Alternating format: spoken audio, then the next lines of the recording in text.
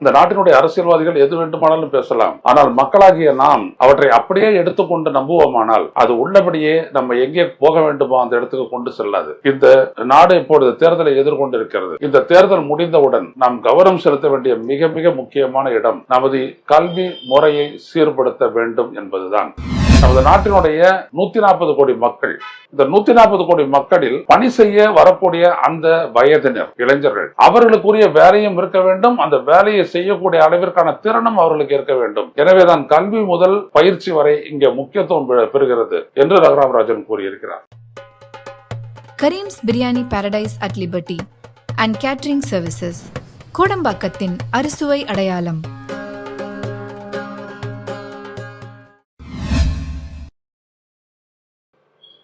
வணக்கம் தோழர்களே, ரோஸ்டர் செய்திகளின் வாயிலாக இன்று மீண்டும் உங்களை சந்திப்பதில் பெரும் மகிழ்ச்சி அடைகின்றேன்.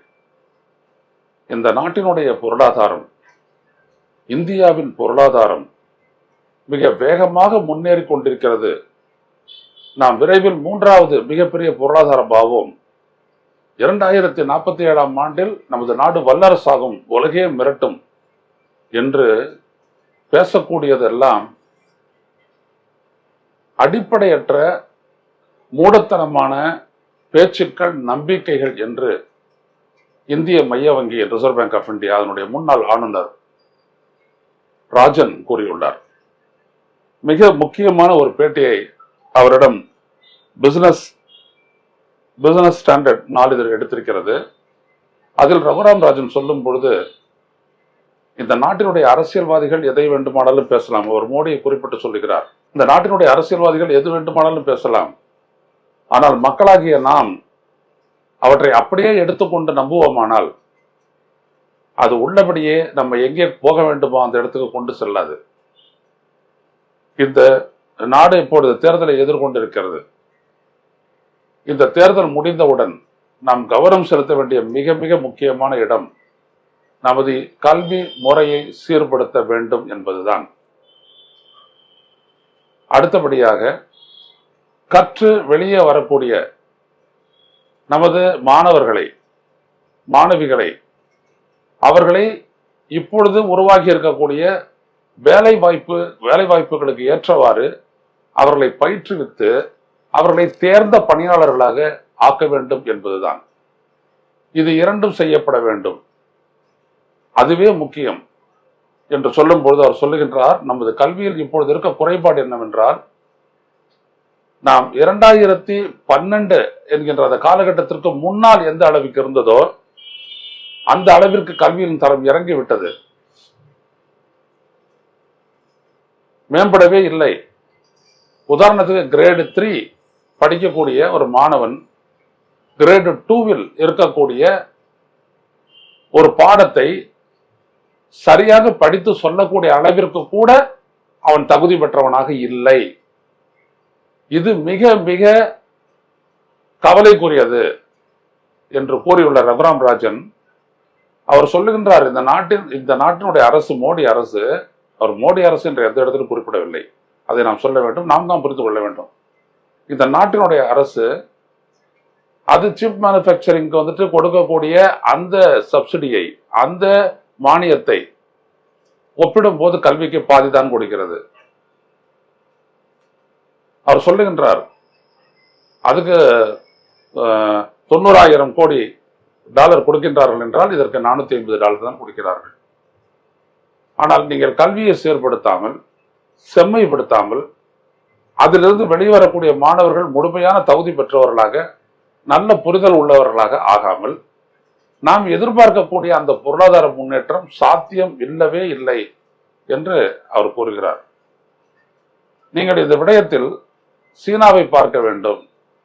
ரொம்ப பிராக்மேட்டிக்கா எது சாத்தியமோ அந்த இலக்கில் நாம் சிந்திக்க வேண்டும் என்று சொல்லி டென் ஜியோபிங் சீன தலைவராக இருந்தவர். அவர் கம்யூனிஸ்ட் நாடாக இருந்தாலும் பொருளாதாரம் என்று வரும்பொழுது அந்த பொருளாதார முன்னேற்றத்திற்கு தக்கவாறு கொள்கை முடிவுகளை எடுத்து அதன் அடிப்படையில் நடைமுறைப்படுத்தி ஒரு உற்பத்தி நாடாக அவர் சீனாவை மாற்றியதனுடைய விளைவு இன்றைக்கு உலக பொருளாதாரத்தில் அது 2வது இடத்தில் இருக்கிறது. எனவே அதை ஒப்பிட்டு சொல்கிறார். இப்படிப்பட்ட பார்வைதான் நமக்கும் தேவைப்படுகிறது. நமது நாட்டினுடைய 140 கோடி மக்கள், இந்த 140 கோடி மக்களில் பணி செய்ய வரக்கூடிய அந்த வயதினர், இளைஞர்கள், அவர்களுக்குரிய வேலையும் இருக்க வேண்டும், அந்த வேலையை செய்யக்கூடிய அளவிற்கான திறனும் அவர்களுக்கு இருக்க வேண்டும்.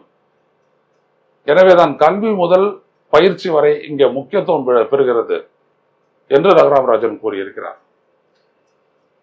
இங்கே அவர் கூறியுள்ள ஒவ்வொரு விடயத்தையும் நாம் பார்த்தோமானால், நமது நாடு அயல் நாட்டிலிருந்து வரக்கூடிய முதலீடுகளுக்கு, அந்த முதலீடுகளினுடைய வளர்ச்சிக்கு, அதிலிருந்து அவர்கள் பெறக்கூடிய லாபத்திற்கு அதிகமான முக்கியத்துவம் கொடுக்கிறது. அதுதான் வளர்ச்சிக்கு வித்திடும் வழிவகுக்கும் என்று நினைக்கின்றது. அது அல்ல.